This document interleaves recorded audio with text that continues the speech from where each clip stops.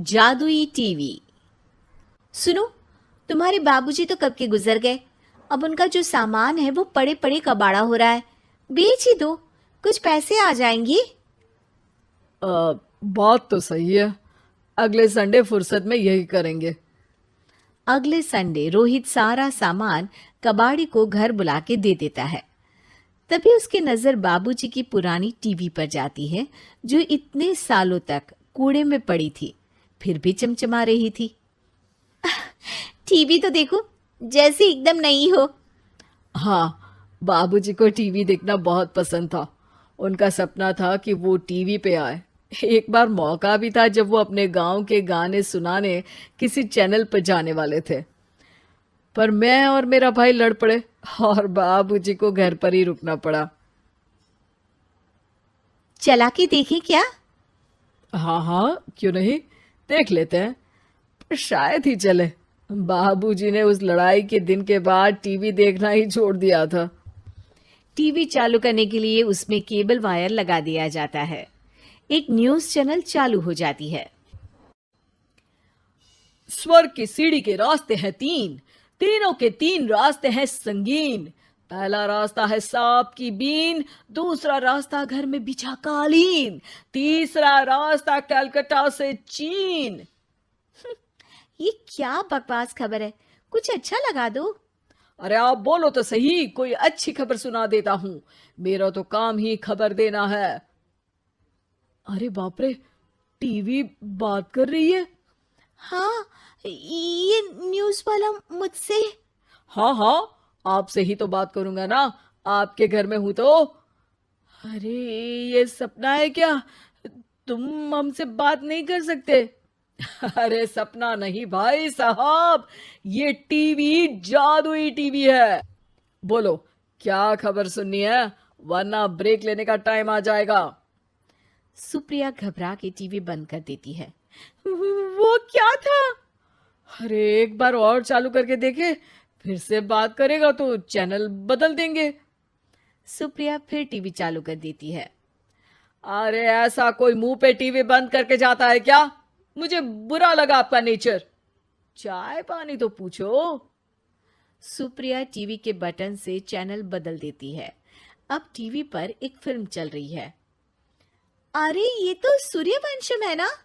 हाँ, और ये ठाकुर को जहर की खीर दे दी और उसको पता भी नहीं है।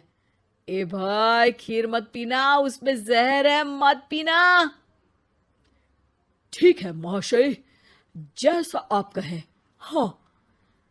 अरे, आपकी बात मान ली, पूरी पिक्चर ही अब तो बदल जाएगी। मतलब ये सच में जादुई टीवी है? तभी वहां कबाड़ी आ जाता है। भैया, टीवी के 150 रुपए दूंगा, चलेगा? अरे 1.5 करोड़ में भी ना दे तुमको ये टीवी हम। अरे 1.5 करोड़ खरीदने को होते तो तुम्हारे घर में ये पानी चाय नहीं पीता, अंबानी या टाटा के घर बैठा कोल्ड कॉफी पीता। रोहित कबाड़ी का हिसाब करके उसे वहां से चलता करता है और अपने भाई शशिकांत को फोन लगा के बुलाता है। शशि थोड़ी ही देर में वहां पहुंच जाता है। क्या हो गया भैया? अरे बाबूजी का टीवी याद है? हाँ हाँ, जिसमें घुसे रहते थे हमेशा वो, और अपने को कुछ नहीं देखने देते थे। अरे वो अब जादुई टीवी बन गया है। भैया, आपकी बकवास करने की आदत अब तक नहीं गई। अरे आपके घर में बच्चे हैं, अब तो बड़ों जैसी बात करो। रोहित जाके टीवी चालू कर देता है।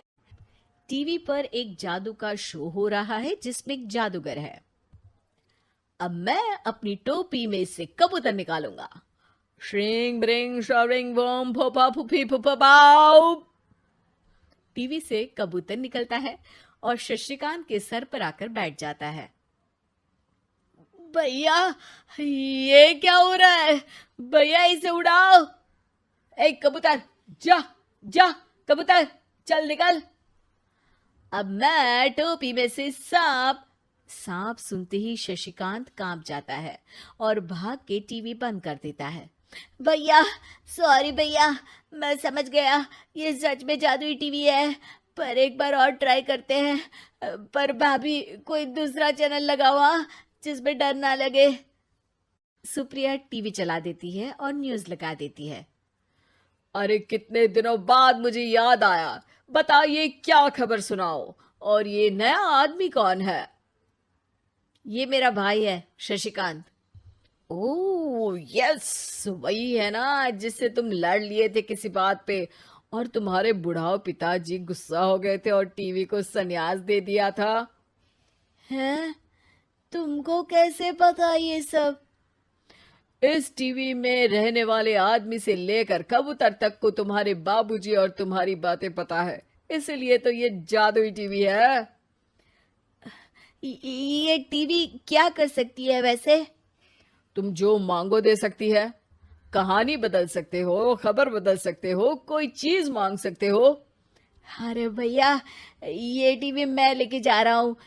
बाबूजी का लाडला तो मैं ही था ना। अरे ऐसे कैसे? मैं बड़ा बेटा था, अब तक मेरे घर में टीवी थी ना।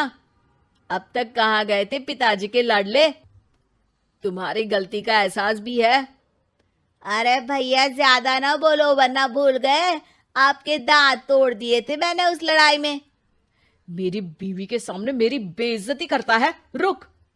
दोनों भाई हाथापाई पे उतर जाते हैं। रुक, बताता हूं तुझे कि कौन बड़ा है। अरे छोटे का दम तो देख लीजिए आप। ये खबर आपके बाबूजी को देता हूं। तभी टीवी अचानक बंद हो जाता है। अरे शायद टीवी नाराज हो गया। और लड़ लो, आए बड़े खली बनने। टीवी से एक तेज रोशनी निकलती है और टीवी में बाबूजी दिखाई देते हैं। बापूजी आप? इतना चकरा क्यों रहा है? अपने बाप को नहीं पहचानता क्या? ये तो ऐसा ही है बाबूजी। प्रणाम बाबूजी। अरे चुप कर, तुम दोनों ही उल्टे हो। तुम्हारी वजह से मैंने टीवी में आने के सपने को छोड़ दिया, तुम्हारी लड़ाई की वजह से।